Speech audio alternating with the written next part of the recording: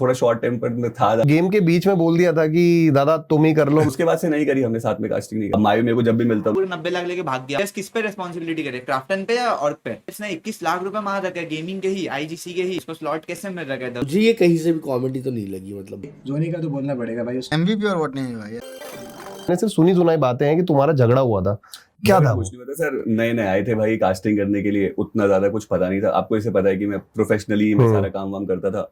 तो हमने डिसाइड किया कि हम साथ में काम करते हैं। माई भाई का फोन आया था कि चल भाई तू चल रहा है मैं चल रहा हूँ, तो साथ में काम करते हैं, क्रेजी कुछ काम करेंगे।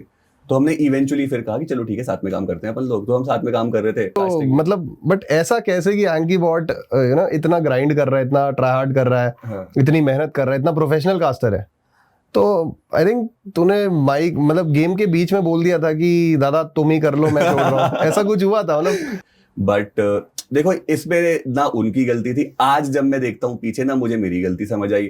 थोड़ा बहुत माइक हॉगिंग हो गया था और वो थोड़े थोड़े मैचेस में चला। अगर एक फाइट चल रही है तो मैं वो फाइट पूरी खत्म करके ही आपको थ्रो दूं, वो भी एक मेंटालिटी ना। उनको पता है कास्टिंग क्या होती है ना, मुझे पता था कास्टिंग क्या होती है। हम बस कर रहे थे यार कुछ, अब समझ, हम बस हासिल कर रहे थे कि भाई कुछ हासिल हो जाए, बस वो वाला सीन चल रहा था। तो मेरे को कुछ कुछ बार लगा माइक हॉगिंग हो रही है। मैंने उनको बताया कि दादा थोड़ा टाइम ज्यादा ले रहे हो कास्टिंग में, मेरे को थ्रो कम मिलते हैं ये वो। तो उन्होंने कहा ठीक है मैं इस पे काम करूंगा, मैं देखूंगा। वो थोड़ा बहुत हुआ। तो अब थोड़ा शॉर्ट टेम्पर में था ज्यादा। मेरे को लगता है मैं इतना घिस रहा हूँ, इतनी मेहनत कर रहा हूँ, फिर मैं व्यक्त भी नहीं कर पा रहा हूँ मेरे विचार और ये सब कुछ चीजें। तो मैं थोड़ा गुस्सा हो गया था उनसे। हमें क्या राम लखन की जोड़ी कहते थे उस टाइम पे। तो थोड़ा बहुत गुस्सा, और भाइयों में यार टकरार होनी मैंडेटरी है, तभी तो भाईचारा ऑन टॉप रहता है। तो मैंने फिर बोल दिया था कि मैं आपके साथ नहीं करूंगा कास्टिंग, क्योंकि नहीं बैठ रहा था वो। अब वो थोड़ा स्ट्रीम पे थोड़ा बहुत ऊपर नीचे कुछ हो गया था, वो बात अलग है। फिर उसके बाद से नहीं करी हमने साथ में कास्टिंग नहीं करी। बट फिर with time even he realized, even I realized कि ऐसा कुछ सीन नहीं है, वो सब सॉर्टेड है। फिर हम लोग मिले। मायू मेरे को जब भी मिलता है मेरे को बोलता है तू मेरा फेवरेट कास्टर है। तो अब अपना वैसा भाईचारा, कहीं मिलते हम साथ में रहते बट यार come to think about, if you are talking about मायावी, मुझे लगता है यार मायावी, मुझे पर्सनली ऑफ कोर्स तू बहुत जबरदस्त कास्टर है, बट मुझे लगता है कि मायावी is also one of those casters. भाई जोनी भाई नहीं मान रहे लैंड पे है भाई। जोनी का तो बोलना पड़ेगा भाई। उसने मतलब एक फ्लो होता है ना, एक फ्लो स्टेट होता है, वो उसने पकड़ लिया था डे 1 से। मजा आ गया था, अच्छा खेला, मतलब काफी अच्छा खेला। जीगोड को भी पंप कर दो गाइस, बीजेस खेलने वाला है वो, अभी वही करेगा इजीली। कितना पंप कर दो, सीधा बेंच। मैं तो खुशी खुशी बेंच, कोई दिक्कत नहीं है।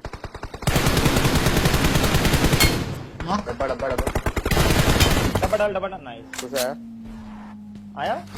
एक और बंदा है। एमवीपी और व्हाट नहीं भाई, ऐसा कुछ नहीं है। जब तक ऑफिशियल में एमवीपी नहीं बनते हैं, कोशिश करके वहाँ पे कंसिस्टेंट परफॉर्मेंस नहीं करते, एमवीपी फलाने वाला नहीं करेंगे, होंगे नहीं क्या। जो करता है परफॉर्म वो करता है। अपन परफॉर्म नहीं किया तो हवाबाजी नहीं करनी है। यो खिलाओ क्या मैच बे सालो, शर्म आती है तुम्हें? ऐसा ये सब बोलने में शर्म आती है तुम्हें? मतलब एक सेकंड के लिए भी तुम सोचते हो ये सब? नियो इतने टाइम से अभी तक खेला नहीं है, कॉम्पी छोड़ो, क्लासिक मुश्किल से खेलता है, और वो घूम रहे ब्रो, अभी चिल्ला मार रहे हो इधर उधर। फिर तुम लोग नियो को तोड़ोगे चैट में? तुम चाहते हो कि नियो गेम खेलने हैं, फिर तुम नियो को तोड़ो। हम भी कॉमेडी करते हैं, हम भी कभी कभी बात बोल देते हैं। बट एक बारी मेरी आंखें भी ना यूं हो गई थी जब मैं वो एपिसोड देख रहा था ना। मतलब नेचुरल इंस्टिंक्ट नहीं होता आदमी का, उद्दफ वाला। जब उसने बोला कि you would see your mom dad make out और यू वुड जॉइन देम, मतलब मुझे ये कहीं से भी कॉमेडी तो नहीं लगी। मतलब भाई अब पता नहीं आप लोग का क्या सोच है इस बारे में। मुझे ये और फिर उसके बाद 1 करोड़ लेगा, चूसेगा 2 करोड़ लेगा, भाई पता नहीं क्या ही चल रहा है। iQube soul players are not playing scrims live, no. So Manya is traveling with his father due to some problem. One other player immediate family में थोड़ा हेल्थ इशू आ गया, किसी को बहुत major health issue, so that guy is busy there. मैं अभी किसी का नाम नहीं ले सकता। And then one of the guys suffering with 103 fever. बाकी 2 प्लेयर से खेल के कुछ होना नहीं है। तो यही है, मतलब वो होता है ना कि अपन थोड़ा शांत रह लेते हैं कि अब आएगा, बट कितना इंतजार करेगा कोई वक्त। मैंने ऑलमोस्ट ना, मैंने अनऑफिशियल टूर्नामेंट से ये ना टीम हेक्टर से भी खेल के, कार्निवल से ही खेल के मैंने 10-15 लाख जैसा कमा लिया, ठीक है, मतलब बहुत ज्यादा ही कमा लिया अनऑफिशियल अनऑफिशियल। बट इसमें से आधे से आधे पीपी मेरे को मिले नहीं है। अब मैं बता सकता हूँ किस किस के। एक बिंगो वाला टूर्नामेंट हुआ था, सेम पिछले साल 2024 में जैन के मंथ में हुआ था, ठीक है। एंड अभी मैनेजमेंट का नाम भी नहीं लूंगा, बंदे का नहीं बताओ, ठीक है। बंदे अभी भी करते हैं, अभी भी टूर्नामेंट करवाते हैं, सारी चीजें करवाते हैं, ठीक है। वो लोग ने एक टूर्नामेंट करवाया बिंगो का, एंड वो हुआ था आईजीएल नेटवर्क के थ्रू, मतलब आईजीएल ही था शायद से, ठीक है। आईजीएल नेटवर्क के थ्रू हुआ। अब वो इवेंट हुआ, हम जीते वो इवेंट में। हमें बोला गया था 90 डेज के ना पीपी आ जाएगा। जैन का इवेंट था फेब मार्च अप्रैल तक रुका मैं, ठीक है। अप्रैल में बोले कि अकाउंट डिटेल्स दो, अप्रैल में अकाउंट डिटेल्स दी गई। मैंने चलो अप्रैल का पूरा मन जान दो, मैं जून जुलाई पूरा चलेगा, ठीक है।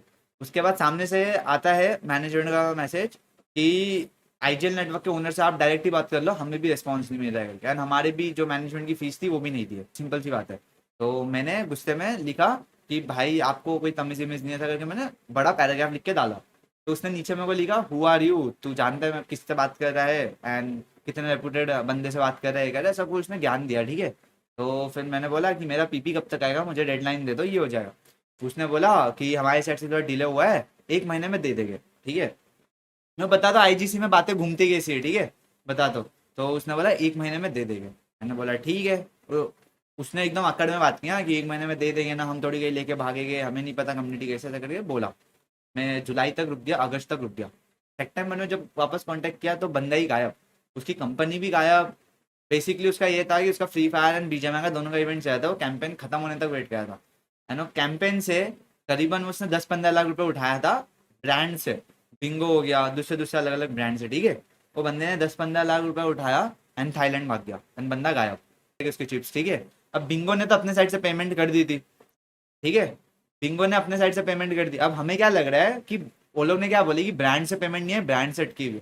अब बिंगो, फिर मैंने बिंगो को कांटेक्ट किया, बिंगो ने क्या बोली पता है कि हमें आईजीसी में रहना था एंड हमें और इवेंट्स करवाना था आईजीसी के अंदर रह कम्युनिटी के, बट हमारे साथ ये स्कैम हुआ तो हम बैकआउट कर गए कम्युनिटी से। ये बोले वो लोग ने बोले कि हमने पूरा पेमेंट जो स्पॉन्सर था, जो आईजीएल नेटवर्क ऑर्ग थी, उसको हमने कर दिए थे एंड वो लेके भाग गई। अब ना वो ब्रांड की गलती, ना मैनेजमेंट की गलती, ना प्लेयर्स की गलती, फंसता कौन है, ये टीओज वाले। एंड कुछ बोलो तो भी गुस्सा आ जाता है, मतलब समझ रहे हो। ये हुआ बिंगो के वाला स्कैम, ठीक है। वो बंदा गायब है, अभी तक कोई आया नहीं। वो बंदे का नाम यश है एंड उसकी हैंडल आईजीएल नेटवर्क है करके, ठीक है। अब वो हम लोग कितना जीते थे उसमें, 3 लाख रुपए जीते थे, पूरा खत्म, मतलब गायब हो गया, 3 लाख रुपए गायब। अब मैं तुम्हें बताता हूँ उससे बड़ा स्कैम। TWOB की मैनेजमेंट खुद की थी, उनका खुद का पूरा कंपनी है, उनका खुद का पूरा प्रोडक्शन हाउस है, ठीक है।